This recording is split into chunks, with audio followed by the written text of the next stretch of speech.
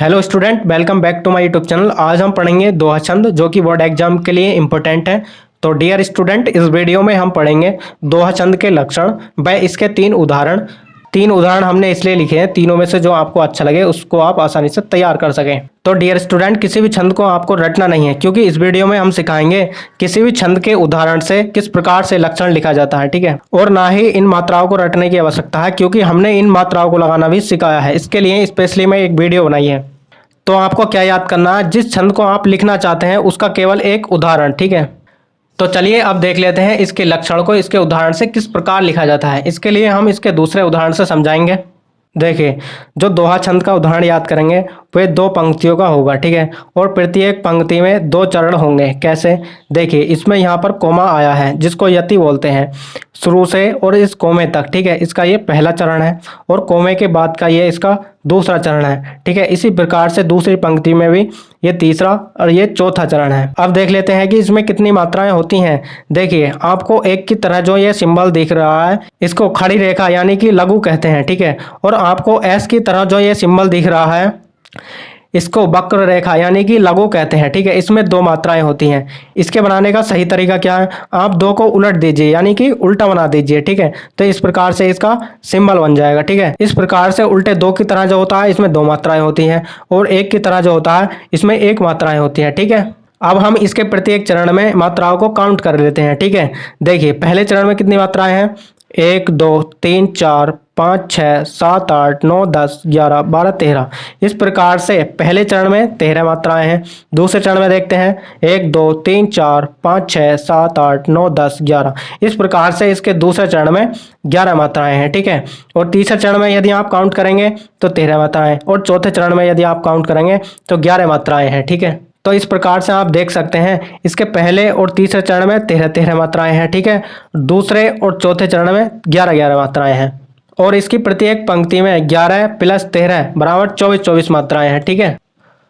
अब ये देख लेते हैं कि इसके लक्षण में सबसे पहले क्या लिखना है। देखिए, किसी भी छंद के लक्षण के प्रारंभ में मात्रिक छंद के बारे में लिखना होता है। अब मात्रिक छंद क्या होता है इसको समझ लेते हैं, ठीक है।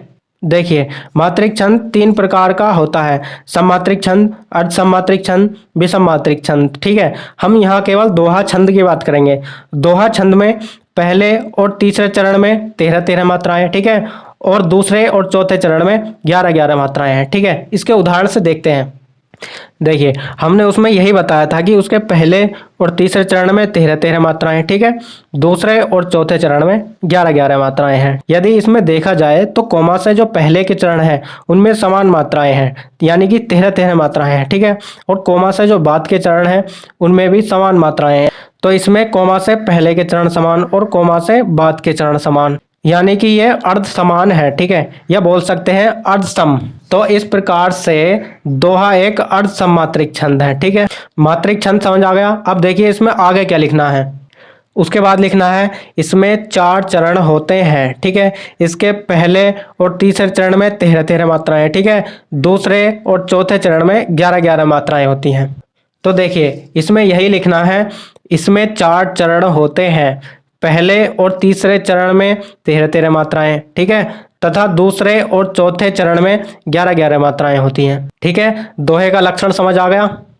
देखिए, अब हम इसके उदाहरणों को देख लेते हैं। यदि उदाहरणों में इनकी मात्राओं को बात करें, ठीक है, तो इस वीडियो में हम नहीं बताएंगे, क्योंकि स्पेशली हमने एक वीडियो बनाई है जिसमें हमने किसी भी छंद में मात्राओं को लगाने के नियम बताए हैं। तो फिलहाल इस वीडियो को अंत तक देखते रहिए, और इस वीडियो को देखने के बाद इस वीडियो के डिस्क्रिप्शन में लिंक है, उस पर क्लिक कर कर आप देख सकते हैं, ठीक है।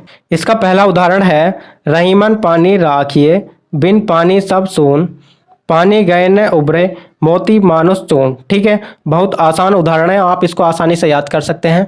देखिए, मेरे हिसाब से यदि पहले उदाहरण को ही याद करेंगे तो आपको बेनिफिट मिलेगा, क्योंकि हमने इससे पहले अलंकार पढ़ाए थे और अलंकार में हमने इस उदाहरण को लिखा था, ठीक है। श्लेष अलंकार में हमने इसको पढ़ाया था। और इसके बाद हम सोरठा छंद पढ़ेंगे। यदि सोरठा छंद में इसका उल्टा लिख देंगे तो सोरठा छंद में भी यही काम करेगा। देखिए, इसका दूसरा उदाहरण भी देख लेते हैं। तो दूसरा उदाहरण है, मेरी भव बाधा हरो, राधा नागरी सोई, जा तन की झाई परे, श्याम हरित दुती होई, ठीक है। चाहे तो आप इसको याद कर सकते हैं। एक बार इसका तीसरा उदाहरण भी देख लेते हैं। तो इसका तीसरा उदाहरण है, श्री गुरु चरण सरोज रज, निज मन मुकुर सुधार, वरनो रघुवर विमल जस, जो दायक फल चार।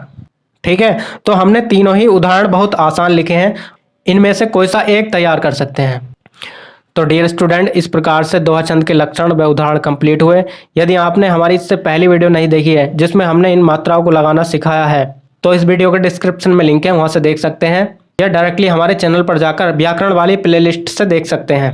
तो उस वीडियो को जरूर देखना। जो स्टूडेंट ओवर कॉन्फिडेंट रहते हैं कि हमें मात्रा लगानी आती है, तो बताइए फिर इस श्याम शब्द में आधा से पर हमने कोई मात्रा नहीं लगाई, कौन से नियम की वजह से इस पर मात्रा नहीं है? कमेंट्स बॉक्स में जरूर बताएं। तो डियर स्टूडेंट, वीडियो कैसी लगी? वीडियो अच्छी लगी हो तो लाइक कर देना और चैनल को सब्सक्राइब करके बेल आइकन प्रेस कर देना, जिससे कि नेक्स्ट वीडियो की नोटिफिकेशन सबसे पहले मिल सके। तो चलिए मिलते हैं नेक्स्ट वीडियो में नेक्स्ट टॉपिक के साथ। तब तक के लिए जय हिंद, वंदे मातरम।